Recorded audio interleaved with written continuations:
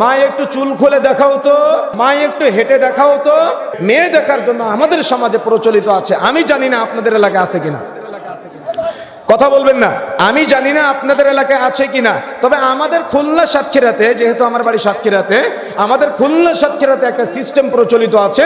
যখন মেয়ে দেখতে আসে তখন ছেলে, ছেলের পিতা, ছেলের মামা, ছেলের খালু, ছেলের চাচা, ছেলের ফুফো, ছেলের দেখা যাচ্ছে মেম্বার, চেয়ারম্যান যা আছে এলাকার সবাই মেয়ে দেখতে চলে আসে।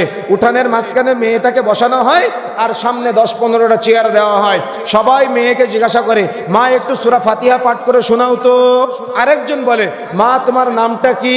আরেকজন বলে, মা তুমি কোন ক্লাসে পড়ো? আছে এটা আপনাদের সমাজে? কথা বলতে হবে, আছে এটা আপনাদের সমাজে?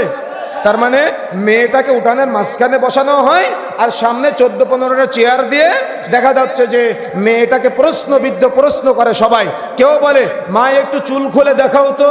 আবার কেউ বলে, মা একটু হেঁটে দেখাও তো। আছে কিনা? কথা বলতে হবে, আছে কিনা? ইসলামী শরীয়তকে এটা সাপোর্ট করে, ইসলামী শরীয়তকে এটা অনুমোদন দিয়েছে। যদি এটা অনুমোদন না দেয় তো আপনি এটা মানেন না কেন? তাহলে শরীয়তের সুন্নাহ পদ্ধতি কি? আমাদের সমাজে প্রচলিত আছে, যখন বিবাহের কথাবার্তা হয় তখন সবাই ছেলের পরিবারের মেয়ে দেখতে আসে। কিন্তু মনে রাখার চেষ্টা করবেন, একটা মেয়েকে যখন বিবাহের প্রস্তাব দেওয়া হয় তখন তাকে দেখা যায় কতটুকু দেখা যায়? মুখমণ্ডল দেখা যায়। একটা মেয়েকে যখন বিবাহের প্রস্তাব দেওয়া হয় তখন তাকে দেখা যায় কতটুকু দেখা যায়? হাতের কবজি পর্যন্ত দেখা যায়। একটা মেয়েকে যখন বিবাহের প্রস্তাব দেওয়া হয় তখন তাকে দেখা যায় কতটুকু দেখা যায়? পায়ের পাতা দেখা যায়।